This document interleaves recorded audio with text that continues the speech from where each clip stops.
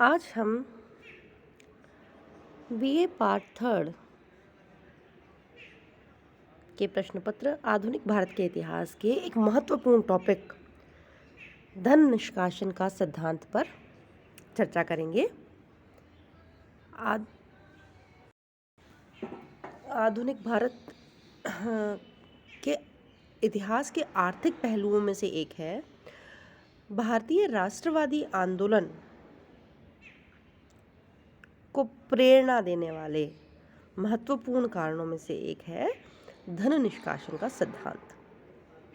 धन निष्कासन का सिद्धांत कि अगर हम प्रणेता की बात करें कि भाई ये सिद्धांत किसने प्रतिपादित किया, तो यह सिद्धांत दादा भाई नौरोजी ने अपनी पुस्तक poverty and un British rule in India में प्रतिपादित किया।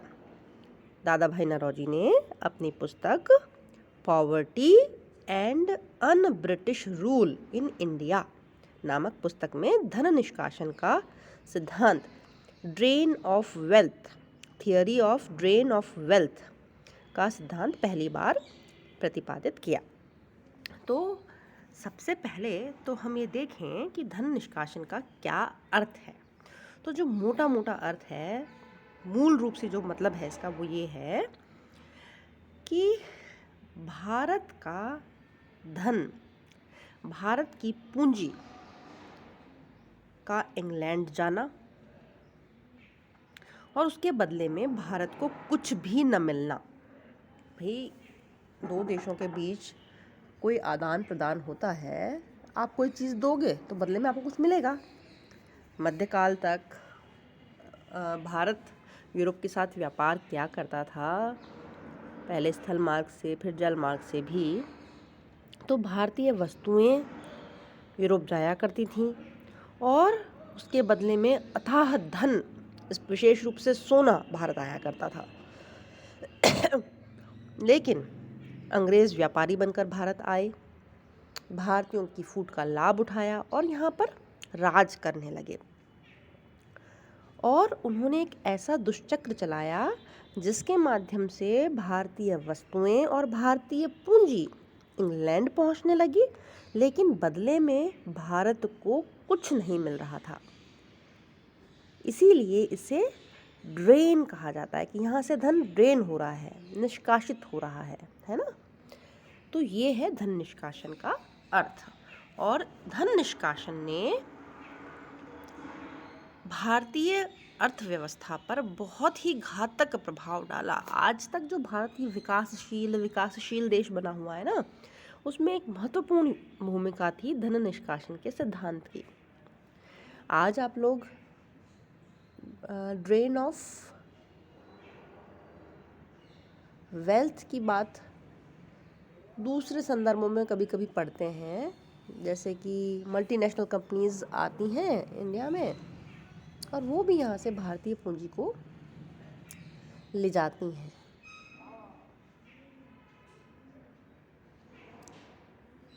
आज हम धन निष्कासन से ज़्यादा ब्रेन ड्रेन की बात करते हैं कि हमारी जो भारतीय बुद्धिमत्ता है वो विदेशों में जा रही है ना। लेकिन दादा भाई नौरोजी किसकी बात कर रहे हैं? धन निष्कासन की।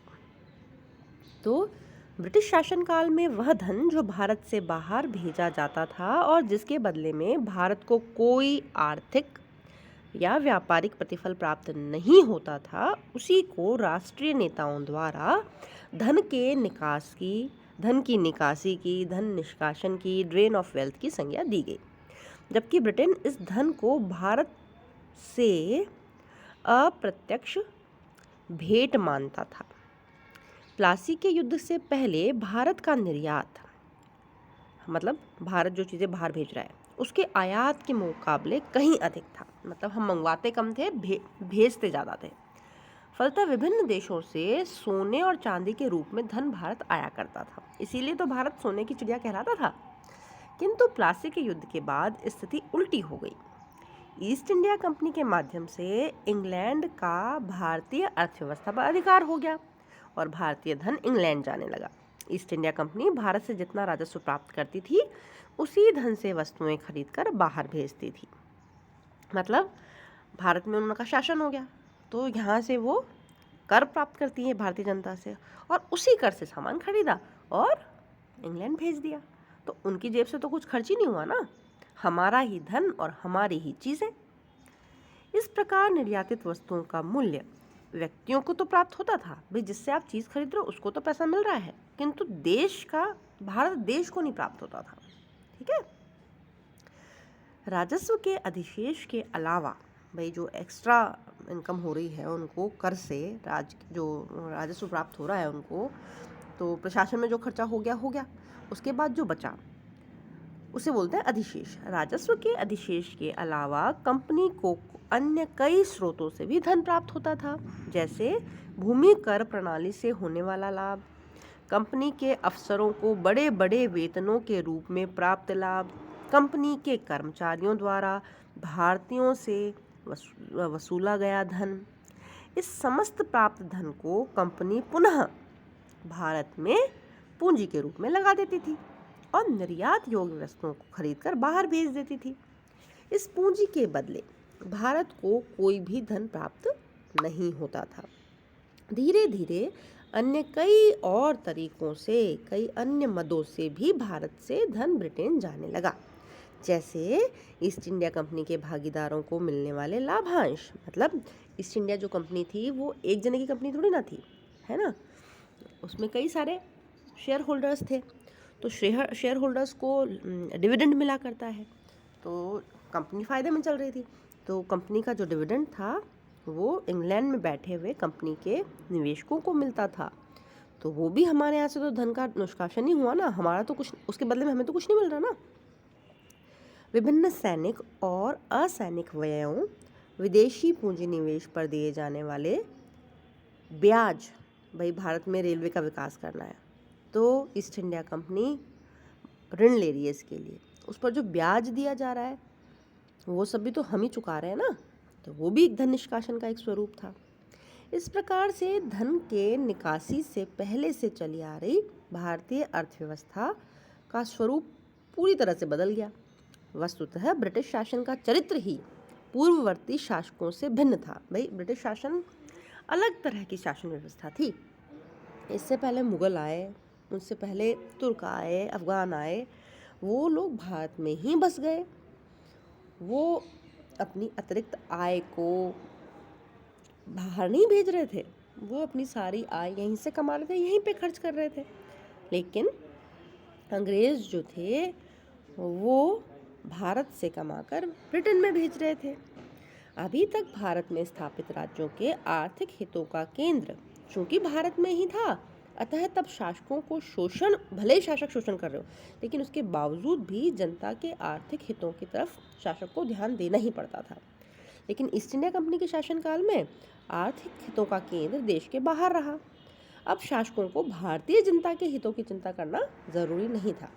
वे एकमात्र यह बात सोचते थे कि कैसे भारत से अधिकाधिक धन कमाया जाए और ब्रिटेन ले जाया जाए।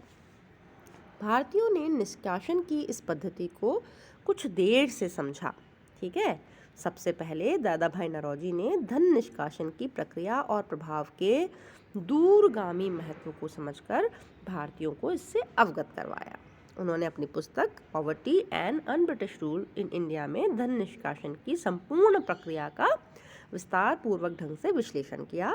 उन्होंने कहा कि बहुत से मदों पर बहुत से विषयों पर खर्च धन निष्कासन था, जैसे कि भारत के अंग्रेज प्रशासकों द्वारा अपने परिवारों को धन भेजना, अंग्रेज अधिकारियों द्वारा बचत को इंग्लैंड भेजना, भारत सरकार द्वारा तथा अंग्रेज अधिकारियों द्वारा इंग्लैंड में निर्मित वस्तुओं को खरीदना, भारतीय रेलों तथा अन्य सार्वजनिक कार्यों हेतु ऋण पर ब्याज और मूलधन चुकाना आदि सब धन निष्कासन के स्वरूप हैं। भारत का धन ही भारत से बाहर जाता है और फिर वही धन भारत को ऋण के रूप में दे दिया जाता है, जिसके लिए उसे और अधिक धन ब्याज के रूप में जुटाना पड़ता है।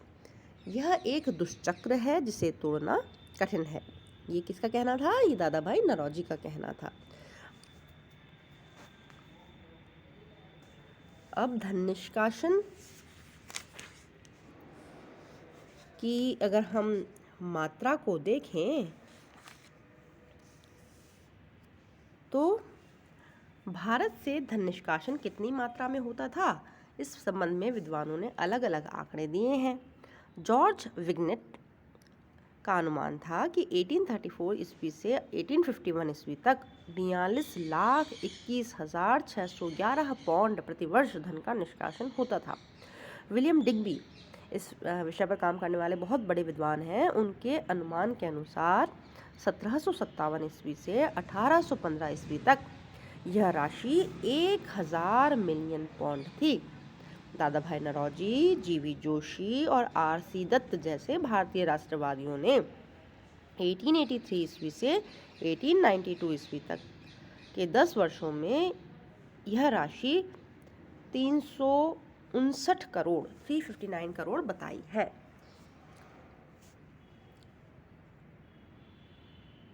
पावलोव का मानना है, पहले हम दिनशा एदलजी वाचा की बात करें, वो कहते हैं कि 1860 से 1900 ईस्वी के मध्य 30-40 करोड़ रुपया प्रतिवर्ष धन निष्कासन के रूप में भारत से गया। एक और विद्वान है पावलोव, वो कहते हैं 1930 से 1947 के मध्य मात्र शुल्क के रूप में ही भारत से 13-14 करोड़ पौंड इंग्लैंड चला गया। अब हम धन निष्कासन के स्रोतों की अगर बात करें, भाई किस किस स्रोत से भारतीय धन इंग्लैंड जा रहा था, तो बात होती है व्यापारिक एकाधिकार, क्योंकि ईस्ट इंडिया कंपनी को भारत से व्यापार करने पर विशेषाधिकार प्राप्त था। अन्य कोई ब्रिटिश कंपनी भारत के साथ व्यापार नहीं कर सकती थी, तो व्यापारिक एकाधिकार से प्राप्त लाभ। फिर ईस्ट इंडिया कंपनी के इंग्लैंड में बैठे हुए कर्मचारी और उसके भारत में बैठे हुए कर्मचारी, उन सबको मिलने वाला वेतन और पेंशन। कंपनी के फिर तीसरी बात है कंपनी के निवेशकों को दिया जाने वाला लाभांश, जो कंपनी के शेयर होल्डर्स थे उनको मिलने वाला डिविडेंड। कंपनी के लंदन स्थित ऑफिस और उसके कर्मचारियों के ऊपर होने वाला सारा खर्चा, उनकी सारी पेंशन, सारी सैलरी और भत्ते जो भी मिलते थे वो सब भारत को देने पड़ते थे। इसी तरह से कंपनी के सैन्य और असैन्य कार्यों से संबंधित वस्तुओं का खरीद भारत के बाज़ार में न करके इंग्लैंड के बाज़ार से किया जाता था, जिसे स्टोर परचेज कहा जाता था, ताकि वहाँ के व्यापारियों को लाभ पहुँचाया जा सके। इसके अलावा सार्वजनिक व्यय के लिए लंदन से लिए गए ऋण का ब्याज का भुगतान, जैसे कि नहर योजनाओं के लिए, अकाल प्रशासन, सेना, रेलवे इत्यादि से संबंधित खर्च। लेकिन वास्तविकता तो यह है कि इस सार्वजनिक ऋण का बहुत कम अंश जनता के कल्याण के लिए किया जाता था। करीब 40% अंश सेना एवं रेलवे पर खर्च किया जाता था। सेना से साम्राज्य सुरक्षित होगा और रेलवे से भारत का आर्थिक शोषण होगा। जबकि किसानों को चाहिए थी नहर, उस पर बहुत कम ध्यान दिया गया। इसी तरह से ये जो होम चार्जेस एक इम्पॉर्टेंट शब्द है जिस पर कि ऑब्जेक्टिव पूछे जाते हैं। होम चार्जेस जो थे वो भी धन निष्कासन का एक महत्वपूर्ण स्रोत थे। होम चार्जेस या गृह व्यय ये क्या हैं? भारतीय शासन व्यवस्था हेतु ब्रिटेन में निर्मित समस्त संस्थाओं जैसे कि बोर्ड ऑफ कंट्रोल या सपरिषद भारत मंत्री पर होने वाले सारे खर्च, उनके वेतन, भत्ते, पेंशन इत्यादि, ये सब होम चार्जेस में आते थे। ठीक है, भारतीय शासन के लिए होम मतलब उनका घर कहाँ है? इंग्लैंड में। तो ब्रिटेन में जो भी खर्चा हो रहा है उसे होम चार्जेस कहते हैं। कुछ देशों में स्थित विदेशी दूतावास या वाणिज्य दूतावास का व्यय, जैसे कि चीन और अरब में स्थित दूतावासों का व्यय भी भारत से ही वसूल किया जाता था, और इसे भी हम होम चार्जेस या गृह व्यय ही कहेंगे। तो होम चार्जेस क्या हैं, इस पर आपके ऑब्जेक्टिव या वन लाइनर क्वेश्चन बन सकते हैं। इसके अलावा विदेशी पूंजी निवेश पर दिया जाने वाला ब्याज तथा उस पूंजी निवेश से प्राप्त लाभांश दोनों का निष्कासन, जैसे कि भारत में ब्रिटिश सरकार भारतीय रेलवे के विकास में पूंजी निवेश करने वाली ब्रिटिश कंपनियों को उनके कुल पूंजी के 5% का ब्याज की गारंटी देती थी, जबकि यह लाभांश दर ब्रिटेन में केवल 2% थी। तो ये 3% तो हम ऐसे ही एक्स्ट्रा दे रहे थे। तो ये सब थे धन निष्कासन के स्रोत। भारत में विदेशी बैंक, बीमा कंपनियों और नौ परिवहन कंपनियों की स्थापना हुई। उनके द्वारा जो धन कमाया गया वह भी धन निष्कासन का एक साधन था। अब हम बात करेंगे धन निष्कासन के प्रभाव की। धन निष्कासन का भारतीय अर्थव्यवस्था पर बहुत ही घातक प्रभाव पड़ा। दादा भाई नौरोजी ने धन निष्कासन को बुराइयों की भी बुराई कहा है। बुराइयों की बुराई मतलब इविल ऑफ ऑल इविल्स, सब बुराइयों की भी बुराई। इसे भारतीय निर्धनता के लिए सबसे बड़ा जिम्मेदार ठहराया है दादा भाई नौरोजी ने। 1905 ईस्वी में एक पत्र में उन्होंने लिखा कि भारत की अवस्था बहुत ही बुरी है। उसकी स्वामी और दास की अवस्था ही नहीं है, बल्कि उससे भी गिरी हुई अवस्था है। वह एक ऐसे लूटे हुए राष्ट्र की अवस्था है जहां लुटेरा लगातार लूट रहा है और फिर साफ बचकर निकल जाता है। भारत में अंग्रेज़ों से पूर्व भी लुटेरे आते रहे हैं। वे लुटेरे लूट कर चले जाते थे, परंतु यह लुटेरा तो सिर पर बैठा हुआ ही रहता है। तो अर्थव्यवस्था पर इसके क्या प्रभाव पड़े? धन निष्कासन तो पूंजी का संचयन है। जब पूंजी का संचयन नहीं तो औद्योगिक विकास नहीं। मतलब जब भारतीय पूंजी लगातार बाहर जा रही है, उसके बदले में हमें कुछ नहीं मिल रहा, तो पूंजी एकत्रित ही नहीं हो पा रही। और जब पूंजी एकत्र नहीं होगी तो औद्योगिक विकास कैसे होगा? इसी के कारण कुटीर उद्योगों का विनाश हुआ, कृषि पर दबाव बना, और कृषि पर दबाव बना तो भूमिहीन किसानों की जनसंख्या लगातार बढ़ती चली गई। भारतीय लोगों पर कर का बोझ बढ़ा और परिणाम स्वरूप उनका जीवन स्तर निरंतर दैन्य होता गया। सब मिलाकर या संक्षेप में धन निष्कासन से भारतीय अर्थव्यवस्था अपंग बन गई। इसके राजनीतिक क्या परिणाम निकले? राष्ट्रवादी विचारकों ने धन के निष्कासन के सिद्धांत का प्रतिपादन करते हुए साम्राज्यवाद और राष्ट्रवाद के बीच अंतर विरोध को पहचान लिया और इस तरह आर्थिक राष्ट्रवाद की अवधारणा को जन्म दिया। इसके माध्यम से ब्रिटिश सरकार के सारे दावों को, जैसे उपयोगितावाद, आधुनिकीकरण के प्रतीक, स्वराज्य के शिक्षक आदि को खारिज करने में मदद मिली। अब तक अंग्रेज क्या कह रहे थे कि हम तो देश का आधुनिकीकरण कर रहे हैं, है ना, हम तो आपको स्वराज्य की शिक्षा दे रहे हैं, लेकिन ये सब खोखले प्रतीत होने लगे धन निष्कासन के सिद्धांत आने के बाद। लोगों को, जनता को समझ में आने लगा कि बाकी सब तो दिखावा है, असली मुद्दा ये है कि भारतीय धन लगातार भारत से बाहर जा रहा है और उसके बदले भारतीयों को कुछ भी नहीं मिल रहा। और यही आर्थिक राष्ट्रवाद की चेतना 1906 ईस्वी में स्वदेशी आंदोलन के रूप में उभर कर सामने आने लगी, जब विदेशी वस्तुओं का बहिष्कार और स्वदेशी वस्तुओं के उपयोग का नारा दिया गया। अगला प्रभाव भारतीय समाज और संस्कृति पर पड़ा इसका। धन निष्कासन से सिल्क उद्योग, व्यापार, कृषि आदि में निवेश नहीं हुआ। परिणाम स्वरूप लोगों के प्रति व्यक्ति आय घटने लगी और अकाल की निरंतरता ने इनके जीवन को और भयावह बना दिया।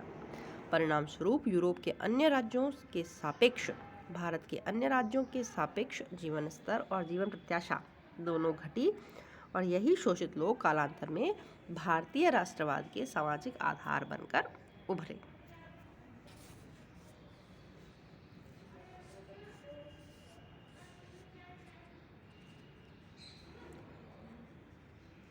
धन निष्कासन के परिणाम स्वरूप भारतीय जनता पर करों का बोझ बढ़ गया। कर का भार प्रति व्यक्ति की आय का 14% से अधिक था, जबकि ब्रिटेन में यह भार 7% से भी कम था। कई बार ऋण चुकाने के हेतु भी नए कर लेने पड़ते थे और उन पर भी ब्याज देना पड़ता था। भारतीय औद्योगिक विकास की गति धीमी पड़ गई। इस तरह से धन निष्कासन ने देश की दरिद्रता, आर्थिक पिछड़ेपन और ऋणग्रस्तता को बढ़ाया। इसके कारण भारत की जो भी बचत या अतिरिक्त उत्पादन होता था वह पूंजी बनकर भारतीय अर्थव्यवस्था के विकास में काम आने की जगह पर ब्रिटेन पहुंच जाता था, वहाँ की पूंजी और आर्थिक समृद्धि का आधार बनता था। भारत का यही धन पुनः भारत में विदेशी पूंजी के रूप में आता और अधिक शोषण और धन निष्कासन का आधार बनता। यह एक दुष्चक्र था जो कि लगातार चलता रहता था। इसी के साथ हम ये धन निष्कासन पर अपना वीडियो लेक्चर यहीं समाप्त करते हैं। इस विषय पर आपका 250 शब्दों में प्राय प्रश्न पूछा जाता है। आप इसे तैयार करें। Thank you.